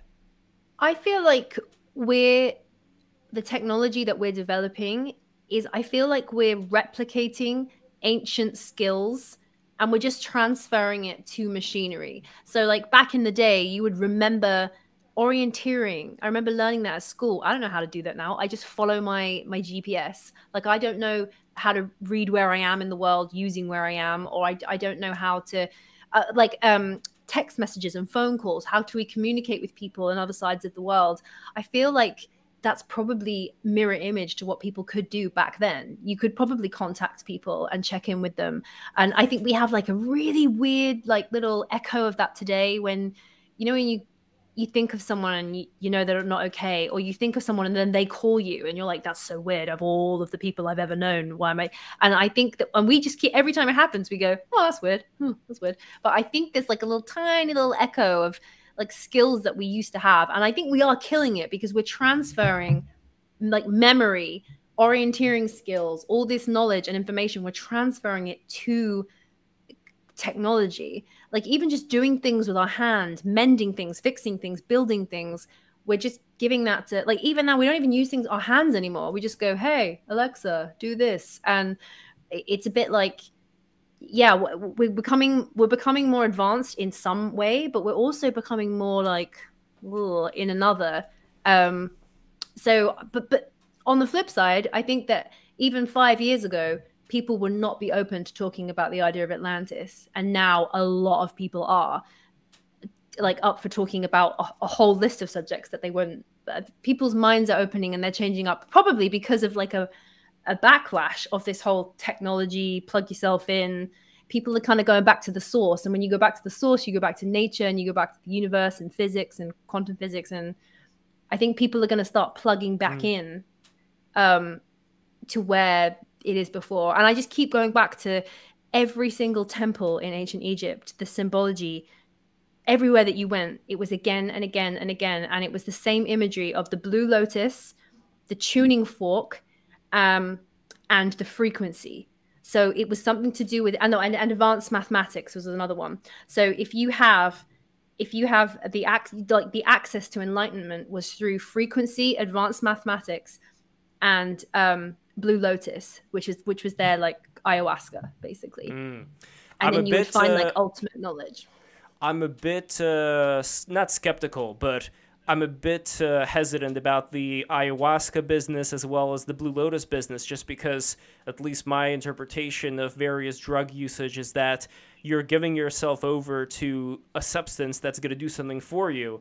And either nothing matters or everything matters. If everything matters, then you utilizing your own willpower to achieve a certain task all the more increases what you end up getting out of that. I know that Neil and I may differ on this regard. Neil, I know that psychedelics have done great things for you, and I don't want to take anything away there. But just in terms of how I try to... Oh, the ancients did too. You got the Eleusinian mysteries in Greece. They joined Kaikion.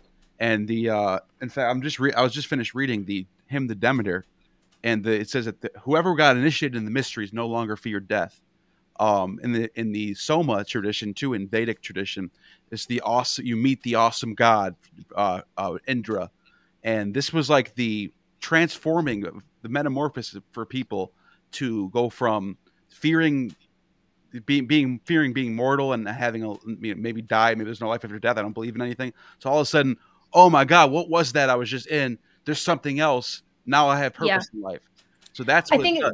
It's the fact that it's in every single ancient tradition in the world, they hooked onto that. And whether it was in mushrooms or whether it was in blue lotus or whether it was in ayahuasca, whichever form they took it, it's part of the very key of the understanding of the universe for them. And I think that I don't know why exactly, like science-wise, but I've had one experience of it, and I can tell you it is exactly that. It is like you feel suddenly you go from this tiny little thing to being this tiny thing that's connected to this huge thing. You feel like you have a purpose. It feels incredibly religious. And that's why I don't understand the whole argument. It's like, well, you're just cheating. You just need to take. It's like, you're still you. You still have to do the work for yourself when it's over. Like you're not like going from start to finish.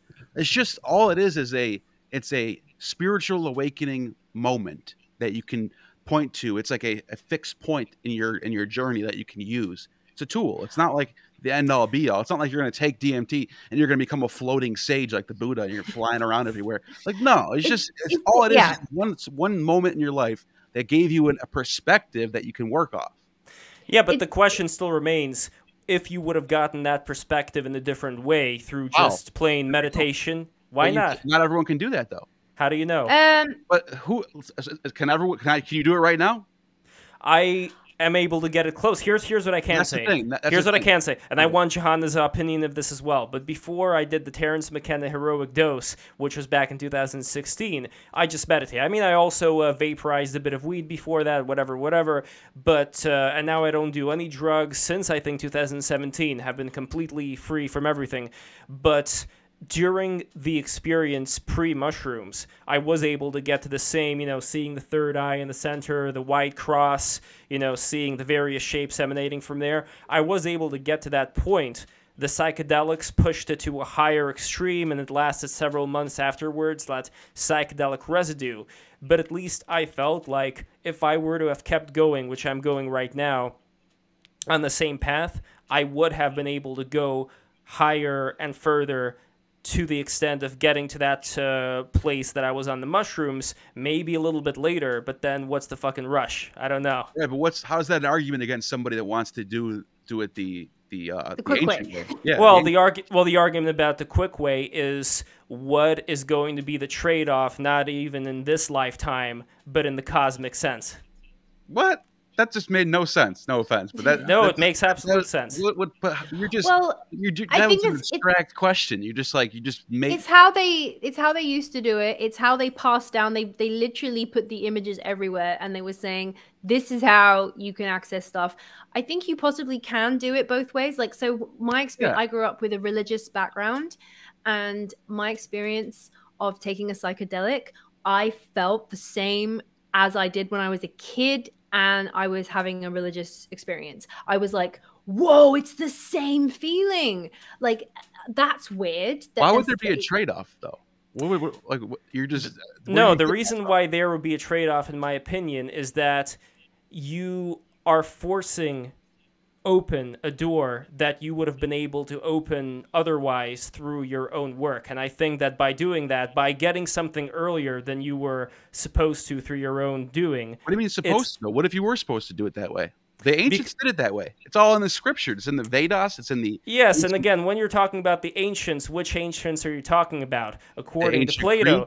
Hold on. According to Plato, let's get back to Plato. Let's get back to Atlantis for a second, okay? All right. So in Atlantis, they were talking... I'm glad that I'm the only one who disagrees. I love it. It's one of my favorite things to be devil's advocate I'm just here. trying to understand what that means when you say the trade-off in the next world. It's so simple for me to understand, but I will try to explain. So before that, going back to Atlantis, what did they say about the gods? The gods intermingled with the humans, and they lost this godly essence. They lost this ability to, let's say, if I were to think of what's the closest proximity to whatever this essence was, I would say that they were already in the state of having the sexual energy being transmuted up through their crown chakra. That's what I would say it was. Based on what? Based on what I believe, based on what I think is the closest to that. Come on, Lev, you just... But then, if we're looking... I mean, come on, that was just off the wall. It could mean it could be like exactly. They didn't specify exactly what that meant. So them being enlightened could be enlightened in mathematics. Right, it could be them enlightened. What does that have to do with people taking soma or kaikion? Because when you're taking a substance and not using your own willpower to do something, I think in the karmic sense, there is something to the idea of utilizing your own will. And in the midst of boredom, in the midst of all of these things that we're tangled with, the technology, you utilizing your own will to sit down, shut up, and do... Rights.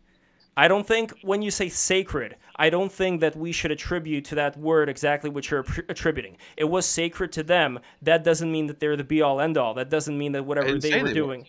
So then when we're talking about sacred, I don't think it's the only... Not only do I think it's not the only way, but it may have worked for them, but there may have been repercussions from doing it that way. That's all I'm saying. And what are those? Yeah, what do you... I don't understand. I'm trying to understand you. I'm not trying to, understand what you mean. What's the repercussions of someone taking an hallucinogen? Okay, so the question, and this is for Jahannah and Gnostic, what do you think is the point of having willpower? What do you think is the point of, instead of just clicking a button, being able to experience, all this oneness with the universe, or taking a pill and experience oneness with the universe? But it's what do you think for is a reason, the point? Right? Well, I think what's there Why for does a our reason brain have is receptors for these substances if they're not there for a reason? They're found in nature, and Sure. they affect us in like. But no, I naturally. understand that they affect us. But let's go back to the question of willpower, because I think this is where my argument lies. What is the point of us striving for anything? What is the point of us having to discipline ourselves to sit down and meditate and do all this stuff, as opposed to just taking a magic pill and achieving enlightenment? You can do both though. You can still meditate and do all that. You have to Sure. you have to do all of it. Like you can't, if you're not in the right place, if you're not got the right focus and the right energy. That's why people have bad trips and good trips. Like if you're not in a good place, you need to, your intentions have to be set and everything. But I think that it's very clear from the ancient texts, like I said, it's all over Egypt, it's all over the ancient world. They were saying to access the knowledge, this is part of the world and this is part of accessing it. And I think it's something to do with there's dimensions, and there are things that there are color spectrums that we can't see, like as a sober human, that you can see things when you're on psychedelics, your color spectrum gets quantified, and you can see things in like 8K rather than normal 1080p, like normalized. And I think that that's part of the secrets of the universe, is that these herbs, these elements, these mushrooms, these flowers, they can help you access other spectrums of our physical world. And it doesn't say, it's not like there's the easy path and there's the righteous long path to do it yourself. I think you can probably access it both ways. You could probably meditate for a very long time and get to a very similar place, or you can, but it's all kind of the same way to the same place. It's a different way to the same place. That's what I'm trying to say. Like, right. It's like, it's the secret that what the ancients, they wrote it down and they carved it on their temples, and they were like, you access the full spectrum of the universe through these things, frequencies, through Blue Lotus, through this. And it was very important to them.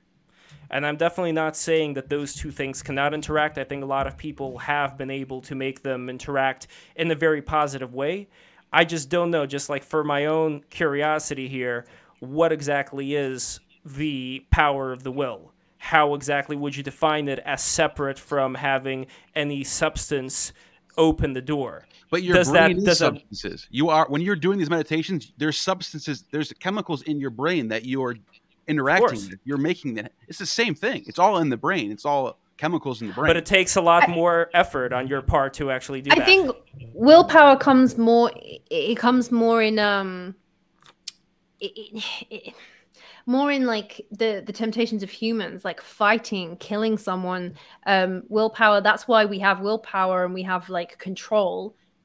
I think it's more of a survival thing about who do we choose to fight and who do we choose not to fight, and being able to control yourself in situations. Because if you just fought every single person that attacked you, you're not going to last very long. You have to be able to pick and choose your fights. You have to be able to have the willpower not to eat. If you just continued eating, you would die. Or, I think willpower is very useful, but I think it's more for survival rather than like, I don't know, super. Well, then here's the big question. What is the reason for us to exist in this particular lifetime that we were born in? Do we have certain challenges to overcome? I mean, every lifetime has challenges. I don't know. I don't think I'd want to be there in 9600 BC. That was a horrific time. Of course. No, but I mean more, do you think... I'm happy that I'm born now. Oh, I'm happy that you're born now, too. I'm happy that I'm born now. We're in a very privileged... I don't think it's... I think the answer to that question isn't you have it's all about you. I think it's what is the purpose of everything happening? Like, I think there's more. I think that's more the answer. I think that's in the larger level, but at the same time, I think everybody has their own challenge to overcome. And again, according to Edgar Casey and others, the reincarnation that we're born into, it does give us specific things to work on, and we focus on it. We recognize, oh, okay, this is something that I have to work on. And so when you look at life this way, then I do think that the role of human willpower is far more, even though it is for survival and all the things that you mentioned, I think it does serve an incredibly important role in, again, being in a state of boredom, being in a state of deciding, do I take the easy way out or the harder way out? I think every single minutia, every single decision we ever make in our entire life matters. There is something to the idea of what exactly do I decide to do at any waking moment. And it may not matter that much. Maybe it matters, like this much or maybe this much, but it still matters. That's basically my point here. Well, we're sentient beings with free will, and we can make decisions in every moment. And I'm starting to just get into kind of the idea of how time works, because obviously time isn't aligned. Time is in every direction, and there could possibly be infinite possibilities of time, and every decision you make creates an infinite like version of you. And I was like, that also could be a thing, because like, time isn't, I don't know about us being I don't think everybody's reincarnated. I don't know about reincarnation. I like the idea that we're individuals and souls are individuals. Here's why I think reincarnation exists. I'll give you an example. You have people who are born with various psychological problems, various problems with the body, and the question for me is this their only chance at existence? And that's a very tough question, because it's like that whole, episode of South Park, do the handicapped go to hell? Like this idea of like, is this the only time that we have on Earth? Wait. But how does that say there's reincarnation? You just asked a question. Yes. Because you think that's not fair if there isn't, that some people get different. Yes, I think that if some people get different, ways of interacting with the world in such a way that they're incredibly limited in the way like certain faculties don't even work, then it would be very strange for me, again, if this is all not just a big, random chance, if there is some structure to this whole thing, then it would be very weird for me for that to be the only existence that this particular soul has ever had. I was just talking to Kyle Ruck about this, and I'm editing the video right now with Kyle Ruck. And we were talking about like if we were to be real rational about this and you, like try to think about this like for real, like the possibility. I think there's a possibility that when people die, like you come in this life through evolution and evolutionary, cause and effect, and you get your lot in life. Some people get born rich, some people are born poor. Some animals get eaten right away as soon as they're born. A wolf comes and eats the baby. And like that's crazy, but like there's also that possibility that when this world ends, when the sun destroys the world and the black hole sucks up the solar system, and finally the last black hole sucks up the last black hole, billions and trillions and jillion years from now, what happens then? Is there some sort of deist movement, like some sort of memory that can like go back in time and like do things or whatever and bring life forms or consciousness back? I don't know. I'm just throwing stuff out there. Then the question would be, when you die, you're not really going to like a heaven or hell. You are gone. You're no longer a thing. You're literally dead. But the moment from death till that moment would feel like a split second because you don't know you're dead. So you die, gajillion years goes by. You don't even know that. You can't feel it. You don't know it. It's the moment you die in 1962 to the moment in the infinite future feels like a split second, and you're just woken up. That could be a possibility. I'm just saying that would be. I say that because the reason why I say it is because nobody knows what's going to happen. No one knows if reincarnation's real. No one knows if heaven's real. We don't know. All we know is that we're here right now. Make the best of it. Be a better person. Make the world better. Make people remember you for a good reason, and that's all you can do.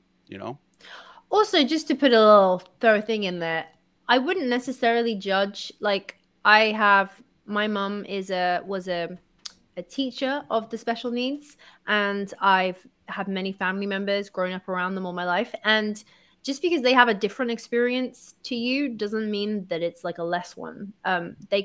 My brother's autistic, and some people see that as a less thing, but the way he sees the world and how his brain functions is amazing. And his experiences, some people would say, because he doesn't fit in with society and has the same like social mannerisms, but like his experience of the world is just a different one.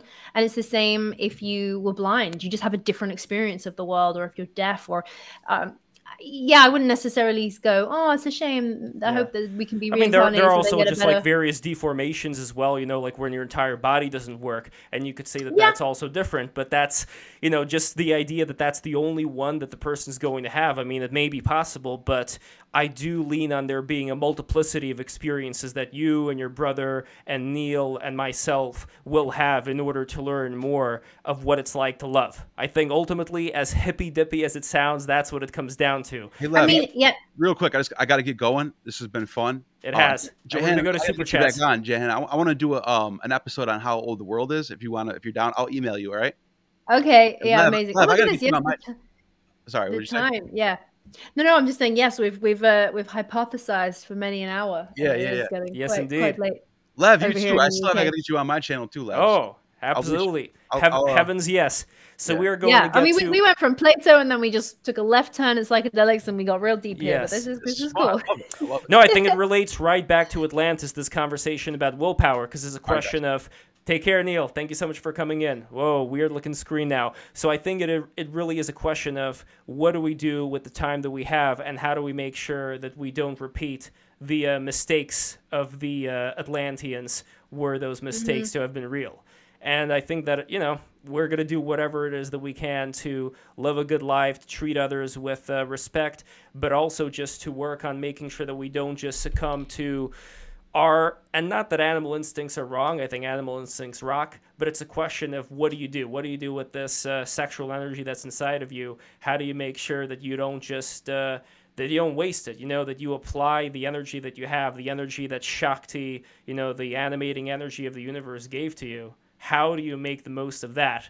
And how do you, I don't know, I guess the ultimate idea behind a lot of these mystery schools is to figure out that we are all one, you know, as that whole New Age saying goes. But it's one thing to say it, another to experience it, right? So there is an ancient crystal. They don't even know what it is. It looks like a crystal altar that's at Abu Sir in Egypt. It's actually not open to the public. It hasn't been open to the public in like 100 years. You have to pay to get special access to it. So we did, and we were told to put our phones away because we're not allowed to film this. But we were told we could go and lie on this crystal altar, and which people have been doing for like thousands of years. It was really cool. And they said, okay, we're going to say you a chant that you can say. We'll translate it into English for you. Obviously, it didn't used to be in English. In Old Commission, it used to be in that. But the chant was, it was something like, I see the light. The light is above me. The light is within me. I see the light. I am the light. It was something like that. And people used to just chant that. And that was basically the kind of inner mantra of ancient pre-dynastic Egypt. It was like, you see it, I am it, it's in me, we are it, it's all one. And it's, it's, you know what, the hippies were right the whole time. It's the whole time, like we are one, we're all connected and we're all affected in ways that we don't even imagine. And we're so caught up with like, what are we wearing? Who's cool? More, what's in song, TikTok? Like we're getting distracted from the main purpose and point of us being here. Like we have this fantastic world. And if we actually focused our energies and got into even just a little 10% into what our brains could do. Like I think the capacity of the human body, we haven't even tapped into our memory of like how we can engage our thoughts, the power of thought, the power of all of that. Like it's exciting. Do you disagree with some of the Christian people that are in the chat? This is like the second to last question, then last question of the Super Chats. Do you disagree with the religious people in the chat who say that a lot of this hocus pocus, they actually believe that yeah, this is real, but these are actually demons. So don't listen to the demons. Don't unlock your chakras, or that'll bring the demons into you. What do you think of that? No, I think that possibly one of the reasons why Jesus was able to perform miracles was possibly because he was super connected to the world, and he could do things that would seem, whenever we see things that we go, magic, miracles, gods, I think it's just accessing another part of the universe or physics or some in a way that we just cannot comprehend. And so I'm more likely to believe that I don't think that there's demons and devils and everything. I think it's just I think it's just humans and energy and abilities, skills, and there possibly are people that if ancient people had the ability to manipulate stone in a way that we cannot comprehend, they could manipulate and carry and lift and move stone in a way that modern humans have never been able to work out how they could do that. If you can manipulate stone and make it appear wet and then re-dry it, that's not magic. That's not the devil. That's not it's science. It's quantum physics doing its thing in a way that we don't understand. So I'm more, people can believe what they want to believe. I'm not bashing what you want to believe, but I don't think there's devils in chakras. I think there's a lot of sense in the human body is amazing, and I think it has more credit. It's not devils. I think it's a matter of growing up as a person, where when you do have a certain amount of powers, the question is, what do you do with them? This is also why a lot of the Hindu yogi gurus were very cautious when it comes to talking about siddhis, the idea of these various powers that you can start unlocking when you do a lot of this very intense Kundalini yoga, because their thought pattern was, you get these powers and all of a sudden you're going to be way more stuck to being in this Maya than you were before that, because now you're in, like the Mahayana Buddhists refer to it as the realm of the jealous gods, this state of being where you have all these superpowers and you can do all this fun stuff, but now you're even more stuck than ever into repeating it, which is why they saw the realm of human beings as being the best of all possible realities, because you're not as screwed up as the realm of the hungry ghosts who are always chasing after the high.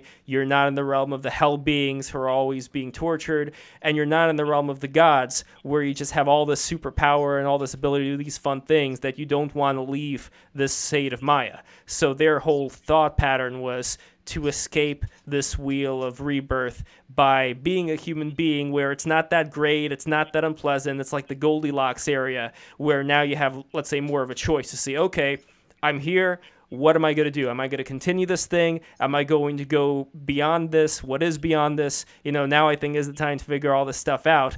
But anyway, let us go to Super Chats. This has been an amazing conversation, Jahannah. I really appreciate you being here. Thanks for having me. Thank you for being here, and I would love to have you back anytime.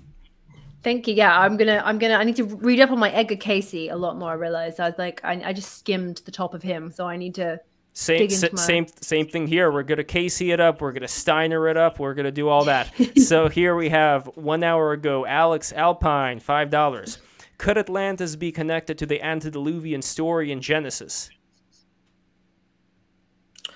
Well, interesting. I've got very, very religious grandparents who believe in Atlantis. They were like, yeah, it was all the pre-flood. They believe it's all one and the same. Just the timelines. They think the timeline is different because they believe that the Earth's 6,000 years old. So, yeah, I mean, I think that the story of Atlantis is whispered and it's echoed, and I think that the theme turns up in many civilizations and ancient texts. It's just a theme that keeps popping up. I think that the whole memory of what happened to humankind around that 10,000, 12,000 years ago, of course it probably pops up in Genesis. It makes sense that we remember, we kind of got amnesia. Like Graham Hancock says, we're a species with amnesia, and we're vaguely remembering or stuff that seems really familiar, a flood. Yeah. And that's why the flood stories pop up, and islands that disappear pop up. That story pops up in more than one place because it happened in more than one place. And there's also the copulation as well. If we're talking about Genesis and the Book of Enoch, there is the whole story of the god, or the fallen angels rather, copulating with the human women and creating the Nephilim. And here you have in the story of Plato, the gods copulating with the human women, as in the Yeah, it's all kind of it's the same stories retold, and we're just working out, what does that mean? Are the Nephilim beings from another place? Are they beings from another civilization? So they seem like gods because they're so knowledgeable, or they're physically bigger. What people, there was an interesting, one of the guys that I was on the tour with, he was a pain specialist.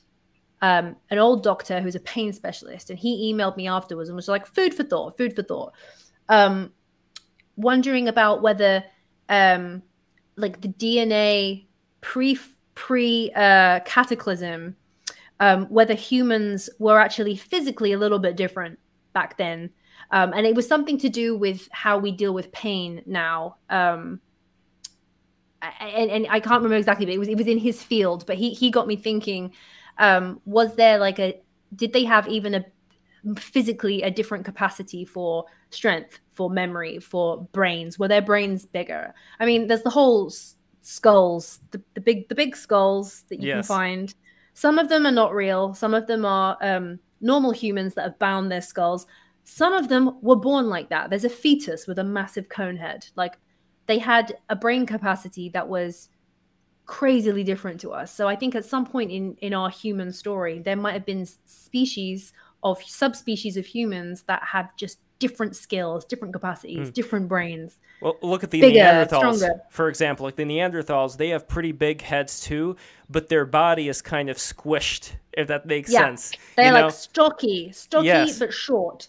But then you've got the cone heads, which are way big. Brain capacity, like I think it was like 33% more brain or something. If we're thinking of, let's say, Lord of the Rings, for example, J.R.R. Tolkien, this is alleged that J.R.R. Tolkien, when he was writing Lord of the Rings, he went to this library and he was researching all of these ancient texts about these, very, very old civilizations, and that's where he got all of his various, hobbits, dwarves, all of these from. So that goes a little bit to British history. It's something closer to your neck of the woods there.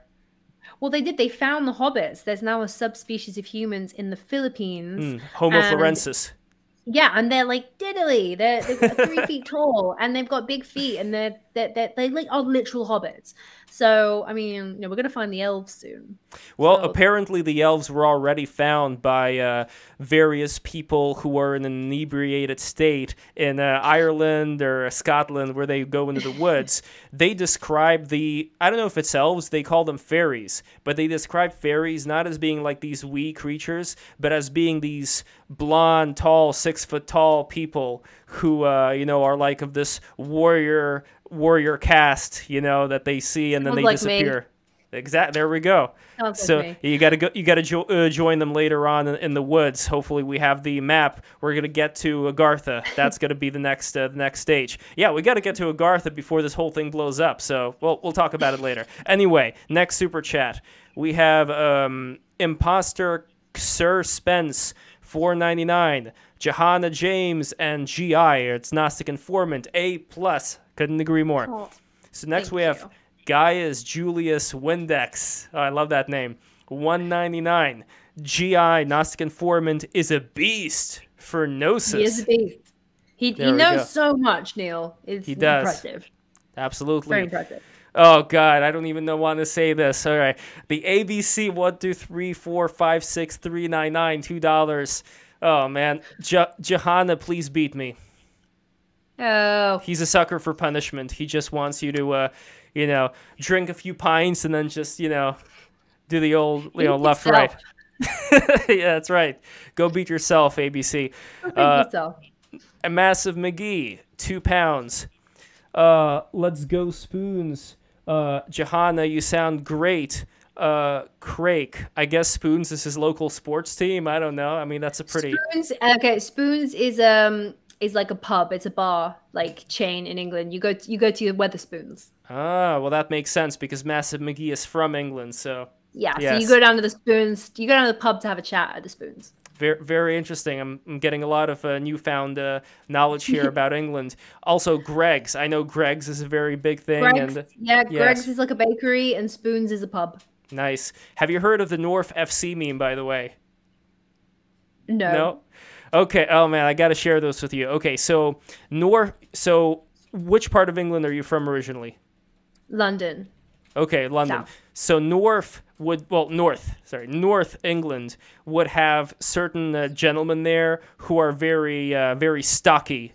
Like they're here. I'll show you an image and curious what you think about this. I don't even know if I should do this, but why not? So this you see in the chat. This is, hold on, it's loading. Here we go. This is North FC. So This is I how recognize that man. Yeah. yeah, this is how they portray the Northerners, and they talk about how much they love Gregs and all that fun stuff. Bang on. It's bang on. Yeah, great. Yes, they have I think it's my uncle. Oh man, they have so many of these memes. They also have like a future version as well. Like there's like a RoboCop type thing. Let's see if I could find that. And by the way, everybody like this thing right now, okay? Like it. Be sure to subscribe. Everybody who has not subscribed yet, subscribe right now. But this is it. Look at this. Do you see what it's written over there in the little robot thing? Can you make it out? No, because I can only see the middle of it. Oh. All right, here, I'm going to make a giant version of this for your viewing pleasure if you haven't seen it yet. Here, now you can read this. Do you see what it says over here? No. Yeah. Yeah, so there we go. That's a little bit of the North culture on the internet for you. Anyway, I don't know about that. Thank you. You're welcome. This is what we do. This is info hazards. BTR is like a giant info hazard, talking about Atlantis and talking about North tech and all that. Anyway, Jet Ison, $5. Question: what do y'all think about the possibility of Atlantis being a floating island? If it's buoyant, sealed, and displaces water, it can float. Oh, yeah, like in the floating city, like in the movie Waterworld. Yes, exactly. No, I think it was an island, and because there's so much geology that supports the fact that the Azores in the middle of the Atlantic Ocean was above the water and it sank. Like the geology all fits. When North America was covered with the ice sheet, it was compressed, it was lower down, and then when it got hit by the comet or by the plasma, the North American ice sheet melted almost instantaneously.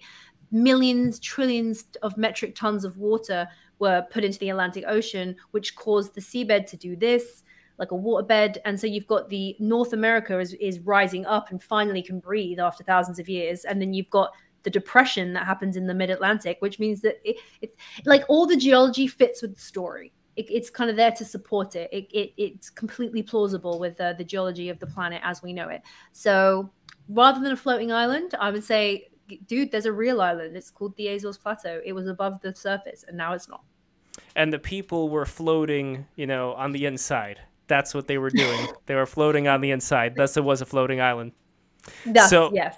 So anyway, this is the end of the episode. I am so glad to see everybody here. Once again, for all the people who have not subscribed right now, what are you doing with your life? We have such an amazing guest today as Jahannah James. You ought to be ashamed of yourself for not subscribing for content. Give a cheeky sub. There we go. As good as this.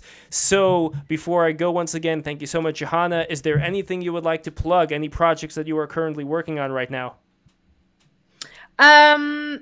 No, just my channel, Funny Old World. And if you want to see my TV show, I'm in a TV show that's just come out. The TV show is called Deep Heat. It's about wrestling. It's a comedy show. So if you want to Google nice. Deep Heat Jahannah James, if you're not in the UK, you might have to use a VPN. You can watch it online for free. But you might have to use a VPN to like sneak into England and watch it. But yeah, it's called Deep Heat. So go watch it. Excellent. So there we have it. And once again, patreon.com/breaktherules. Become a patron. Jahannah, do you have a Patreon as well that you would like me to plug? I don't at the minute. I'm just churning out everything for free right now. But maybe in the future, people keep asking, so I might set one up in the future. Yes, for those who want to support Jahannah, just support Break the Rules, and you'll be supporting Jahannah in spirit by becoming a patron. So there we go. This is the end. Oh, and you're going to get a lot of beautiful magnets as well when you become a patron. I don't know if you're a fan of woodworking, Jahannah, but my father creates very beautiful, very exquisite magnets for nice. Break the Rules. So I just want to post an image of these magnets right now, and we are going to be out of here. So once again, everybody subscribe and add a like. The likes are incredibly important. Without the likes, there is nothing. You understand? It's the algorithm. You got to feed and sneed the algorithm in order for the likes to work. So here are the magnets. Here you can see very beautiful magnets created by my father. Oh, wow. It's nice, right? You get the little moth over here. You have the these little pieces, and these are going to be random magnets. This is for the $20 patrons. For the $5 patrons, they're going to get the MP3s of the episode after they come out. They're going to get to appear on and watch the Patreon only streams, which I'm going to do a lot more of, and they are also going to get our undivided love. And lastly, for $30 patrons, they're going to get a beautiful print from Geo, and $50 patrons are going to get custom magnets instead. So if you have a custom design that you want to see done as a magnet, it shall be done. And also for those who are fans of Styx, Hexenhammer 666, you're going to get this nice looking dragon as well. So there we go. That is all. That is all co-package. That is all. Oh, and a lot of other things. Painting from Geo, Jules Warhammer 40K figures from him, and yeah, that's pretty much it. Thank you guys so much for watching. Any final words of wisdom, like last word before we end this thing forever? Do you know? As above, so below. I love it. Yeah.